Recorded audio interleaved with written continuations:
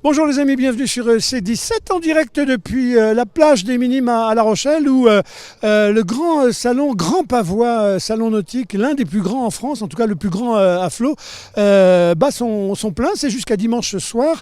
Il consacre 750 navires qui sont exposés là à flot. Vous êtes sur les passerelles, sur les pontons, vous montez dessus, vous regardez. C'est mieux que le grand salon de Paris, qui est un petit peu plus grand, mais qui est à sec. C'est pas pareil. La vraie ambiance marine et maritime, c'est ici qu'elle est.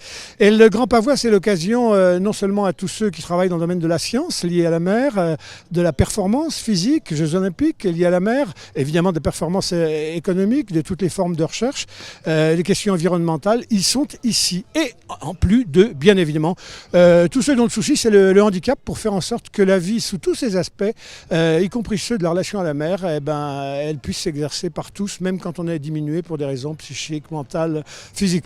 Il y a un grand stand sur la plage de La Rochelle, donc il est très actif le stand, puisqu'il est directement lié à l'océan ici sur la plage, qui est piloté par le comité sport adapté. Guilhem, bonjour, vous êtes président ? Oui, depuis 20 ans, bonjour. Et puis vous faites ça, j'allais dire de façon très confraternelle, avec Martine, qui est vice-présidente, elle, du comité handisport, ici en Charente-Maritime.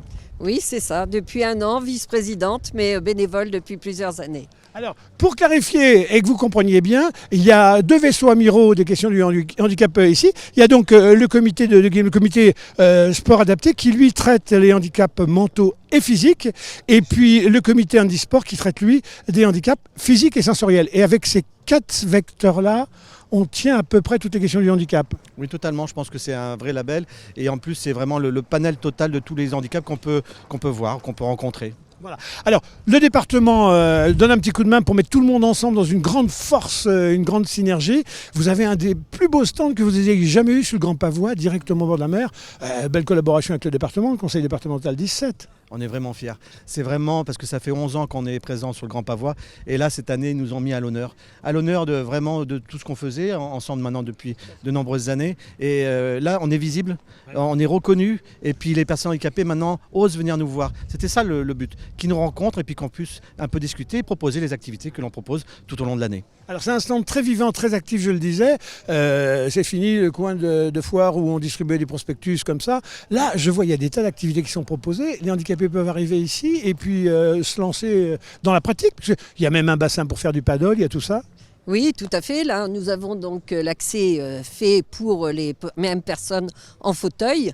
On a des tapis pour qu'ils puissent arriver jusqu'au stand, une rampe pour qu'ils puissent accéder. Tout est fait pour qu'ils puissent pratiquer et venir nous retrouver sur le stand. Alors beaucoup ont compris qu'aller pour se rattacher à la vie et se renourrir, se redonner de l'énergie, l'activité physique, elle était essentielle. Je crois qu'il y a plus de 2000 licenciés en Charente-Maritime, handi, qui s'adonnent à une activité pour refaire surface ou rester très en surface ou monter plus haut encore, parce qu'on les voit dans les disciplines olympiques. C'est l'un des départements, peut-être même d'ailleurs le département le plus fourni en handisport. Effectivement, cette année, on est passé premier département de France au nombre de licenciés. Ouais. Donc je pense que quand même, avec l'action que l'on a depuis 20 ans avec le département, voilà, les fruits, on les ramasse maintenant. Oui. Et alors, c'est pas que le nombre de licenciés, mais c'est surtout le nombre d'activités et le nombre de clubs qui accueillent nos sportifs extraordinaires. Combien on peut faire de sport, par exemple, sur la Charente-Maritime quand on est handi ? Alors, tout regroupé, handisport, sport adapté, on est plus de 21 disciplines. Alors, effectivement, tous ne sont pas référencés en compétition, mais ça permet de donner vraiment un panel suffisamment large pour répondre aux besoins des personnes. Et puis des disciplines collectives, individuelles, comme dans la vraie vie, la vie des valides, l'autre vie ?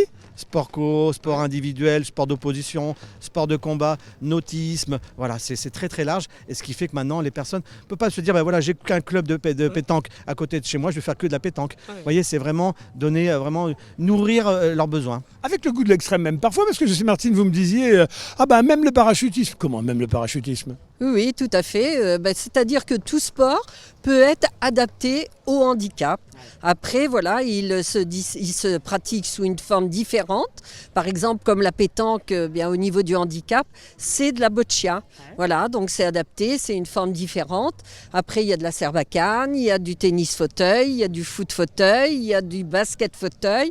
Il y a plein de choses qui peuvent être adaptées au niveau des handicaps, en fonction du handicap. Voilà. Est-ce que vous voyez évoluer la situation morale des handicapés depuis tant d'années que vous êtes au front de ces questions-là ? Est-ce que le fait d'avoir ouvert grand les vannes de l'activité sportive, ça a aidé à se structurer extrêmement sérieusement des tas de gens qui ne l'auraient pas fait, qui étaient reclus comme ils ont pu l'être il y a 20, 30, 40 ans. Ouais, c'est vrai qu'au niveau de leur projet de vie, l'APSA, l'activité physique et sportive adaptée, est devenue vraiment essentielle.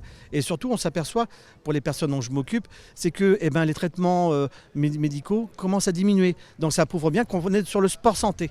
Voilà, on nous dit bien c'est le sport santé, parce que derrière, on a moins d'anxiolytiques, on se sent plus à l'aise au niveau de ses compétences, au niveau de sa gestion de vie, quoi. Donc c'est ça l'intérêt, c'est qu'on répond au plaisir, mais avant tout aussi à la santé. Ouais. Sur le type de handicap, on est à peu près toujours sur les mêmes types de handicap ou non? Il y a des formes qui ont évolué, je sais pas, maladie orpheline ou peut-être l'accidentologie liée à nos modes de vie ou à nos modes de déplacement par exemple. Oui, sans doute, mais au niveau du handi, c'est beaucoup lié aux accidents de la route, malheureusement, aux accidents de vélo aussi, aux accidentés, ceux qui font des AVC, des choses comme ça, qui sont liés et qui nous rejoignent. Bon, nous, on travaille beaucoup avec le Centre Richelieu, nous faisons des interventions au niveau du centre. On fait aussi de la sensibilisation au niveau des écoles, dans les écoles primaires.